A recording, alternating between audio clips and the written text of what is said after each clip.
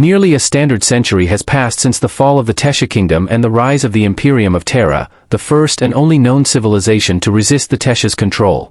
The Tesa ruled through what many described as mind control, though it wasn't quite that.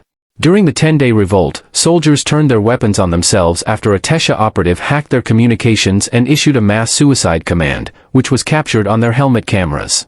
Satellite recordings from Jurfer 6 showed a Tesa fleet attacking itself following a single broadcasted message from the Tesa. Additionally, reports from the Tessari star cluster told of a now-lost civilization of Xenon that had devoted its entire industrial output to serving the Tesa without receiving anything in return. The Tesa couldn't force people to act against their will. Instead, they subtly altered perceptions, making people see them as familiar, trustworthy, and even comforting. By synchronizing their brainwaves with their targets, they could manipulate others into believing they were speaking with someone they trusted completely, making it easier to influence their actions. They would then exploit the deepest desires and fears of their targets, tapping into cultural memories, emotions, and instincts to pull the right strings. This manipulation often led to complete control, making individuals act in ways they wouldn't have otherwise considered. The Tesa exploited universal desires like safety, peace, comfort, and love, which are common to all sentient species. The more desperate someone was for these things, the easier they were to manipulate.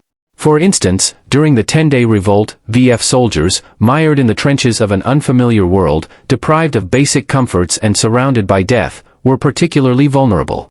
The Tesa convinced them that the only path to relief was through self-destruction, leading them to turn their guns on themselves.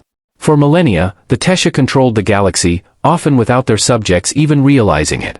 They established the First Federation, a seemingly legitimate government that always acted in their favor. This guise allowed them to maintain control while appearing benevolent. When the Tesa discovered the Imperium of Tera, a seemingly primitive civilization in the Galactic East, they planned to bring it under Federation control, as they had with many others. However, the Tesa had no reason to believe that this time would be any different from their previous conquests. Over the centuries of its existence, the TKS Garina served as the diplomatic vessel of the Tesa ambassador.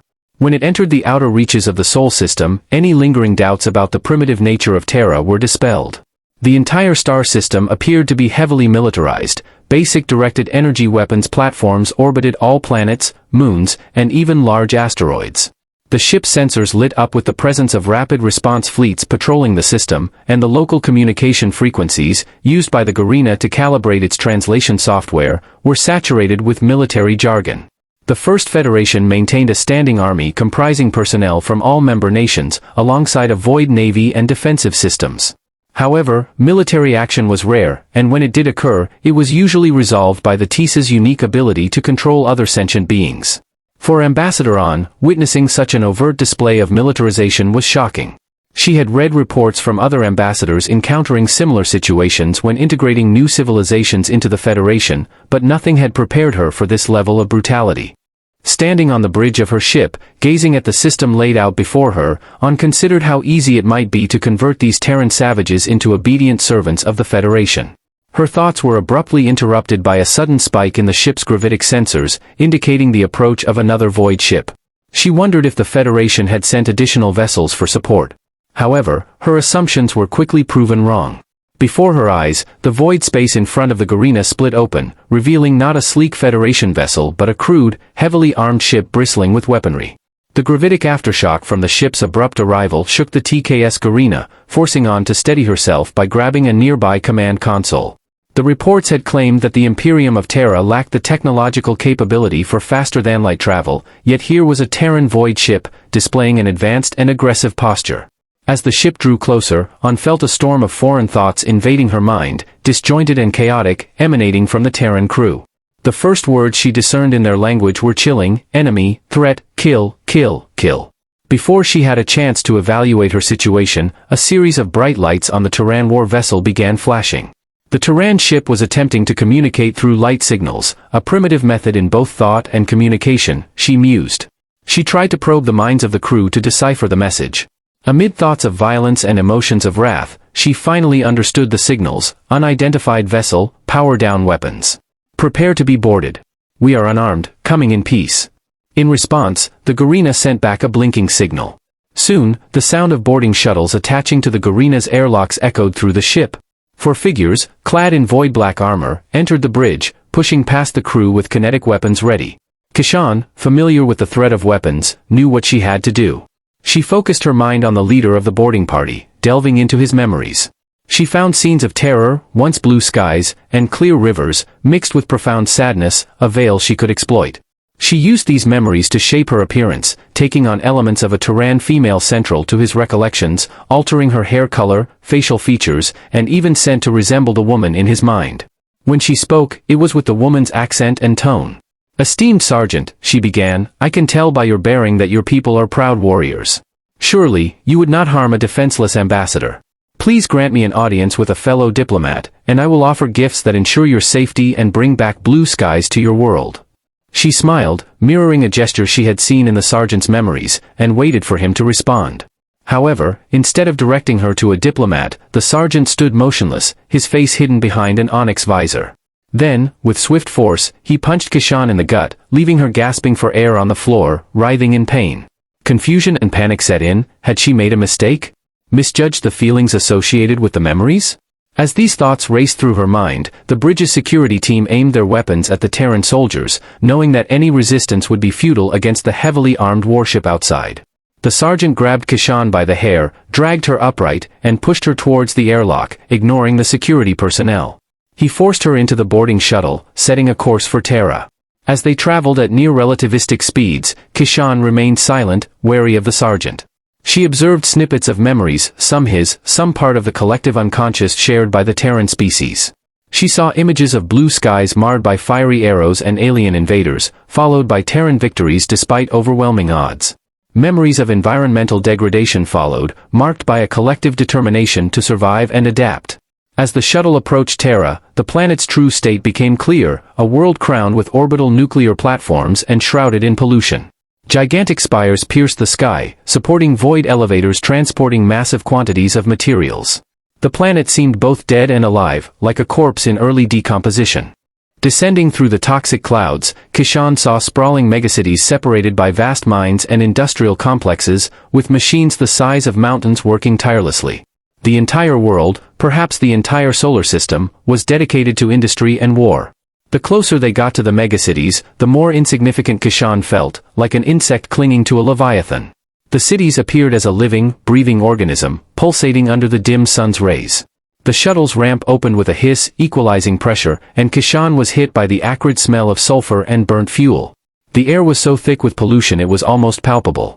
As she peered down into the abyss of the city, she wondered what kind of species could inflict such devastation on their own planet. Before she could rationalize answers to her questions, she wondered what kind of species could bear to live like this. Just then, she felt the jolt of the shuttle's retro thrusters kicking in, decelerating the vessel and beginning its final approach to the landing bay of one of the spires. These spires tore at the sickly sky, flowing with red and black military banners the size of the shuttle itself, which adorned the otherwise stark and brutal facade of the enormous building. She barely had enough time to properly feel the awe that the building inspired before another jolt shook her from her trance. This time, the shuttle had fully landed. Mere moments later, Keshan once more found herself being dragged like an animal through halls decorated with statues and paintings. She could only steal fleeting glances at them as her captor pushed her deeper into the building. Eventually, they reached an atrium the size of a city square. Here, verdant plants and trees grew tall, as if the planet itself wasn't in its death throes outside the mega building's walls. For a brief moment, she felt peace before being roughly thrown at the feet of another Teran, a more senior officer surrounded by guards. Last time, her attempts at manipulation and mind control had proven fruitless, but she had to try again regardless. She forced herself to stand on her own two legs and probed into the minds of those around her. For the sergeant that had brought her, she adopted the same characteristics of the Teran female as before. For the guards behind the senior officer, she took on the characteristics of their friends, comrades, and family. When she probed into the mind of the senior officer to see what form would make him most pliable, she found that of a young Teran, barely an adult by the local species standards, with characteristics remarkably similar to the officer himself. Probing further, she found something more. Every memory associated with that boy was drowned in sorrow. "Thank you, Willis," the Teran in charge said to the sergeant who had brought her. Then, turning his gaze to Keshan, he said, "You've jumped from halfway across the galaxy to meet us. 15,000 light-years away, if I'm not mistaken, and you came unarmed too. You must be dying to speak to us. So speak," he commanded. For the first time in her life, Keshan felt what it was like for someone else to try and control her, though the Teran didn't use any form of mind control or manipulation. He didn't try to mimic her loved ones to play into her desires or compel her into obedience through comfort. No, this was something new to her, force of will transferred through words. Still, she was an experienced diplomat, and she had all the gifts that millennia of evolution had afforded her. She could still take control. "Are you the diplomat of the Teran people?" she asked, her voice painted by the sorrow the Teran officer felt for the boy she was imitating and the shakiness typical of a Teran of his age. "Tera has no diplomats, Zeno," he answered, his face becoming stern at the sound of his long-lost loved one's voice instead of soft. "Tera has no need for diplomats since the unification." That word, unification, Keshan sensed the emotions and memories it brought to the old Teran's mind. Emotions and memories she could feed off of. She once again saw war raging across the earth and the heavens. She saw weapons of apocalyptic potency being used against Tera, and those that survived them scurrying and hiding like rodents in deep tunnels beneath what was once their peaceful home. She felt the fear they had felt all those generations ago. "Your people," she said softly, "you have suffered so much and for so long. You were invaded, butchered like cattle. I'm so sorry for what happened to you. We can help you. That's why we came to you. We can give the peace you desire, the peace you deserve." Keshan paused briefly to gauge the Teran's reaction. All she could feel was a quiet anger bubbling beneath the surface. It made no sense to her. She was promising him peace, why was his only reaction anger? Nevertheless, she pressed on. "We can take away your suffering. We can ensure that you never toil again, never have to suffer or struggle. We can give you everything you have ever needed, everything you have ever wanted." She felt a flash of white-hot wrath in the Teran as she uttered those words. "So you would destroy us," the Teran said. Keshan stood silent. Could this Teran read her mind? Could he see her motives, her vision of turning his people into yet another subservient species for the Federation's interests? When another Tesha looked into her mind, she could sense it, the intrusion. But here, she felt nothing. No, the Teran wasn't reading her mind, yet he was seeing beneath the veneer of what she was saying. "We would help you," she cried, desperate to find some cord of emotion to pull upon. All she did was stir more wrath in the Teran. "Help," the Teran said, containing his emotions from appearing on his face. "You would take away our ability to suffer and to struggle, and you call this help? You would deprive us of our ability to evolve, and you call this a gift? Evolution through suffering and pain? I've seen the corpse that you call a planet, the desecrated land you still rake for whatever resources may remain. I have seen the conditions you live in, the interests you pursue. You exploit entire worlds, entire star systems to feed an industry of war, an industry that solely revolves around death and destruction. For generations, all you have felt is anger, fear, and hatred. Why? Why are you clinging to this misery when presented with the opportunity to be relieved of it?" she asked, her question sincere. "That is the only way evolution can be achieved," the Teran answered coldly. "If you are comfortable, you have no reason to explore beyond the horizon. If your belly is full, you have no reason to cultivate the fields. If you are always warm, you have no reason to light a fire. Without struggle, we would be nothing more than primitives crawling in the mud of a pristine world, never bothering to look at the stars above because our needs would be met in the ground beneath us." The Teran's gaze pierced her. "The gifts you promise, eternal peace, perpetual happiness, they would bring us back to the dirt. Look at all you have lost," she retorted. "Your world has been invaded. You've been forced to live like worms in the bowels of your planet. You lost people you loved and cherished. What good has that done you? What good has that been?" "We lost the earth and we gained the stars," he answered, and Keshan sensed the indomitable determination behind these words more clearly than any other emotion. She knew that this man had lost those close to him, that he lived on a dying planet in a society that always stood on the precipice of war, and yet he did not yearn for peace. He did not yearn for comfort. He embraced the struggle and the loss. She knew then she was defeated. There was no purpose in her continuing the deceit. She stopped altering her image in the minds of the Teran and let her true self be seen. The Teran barely reacted.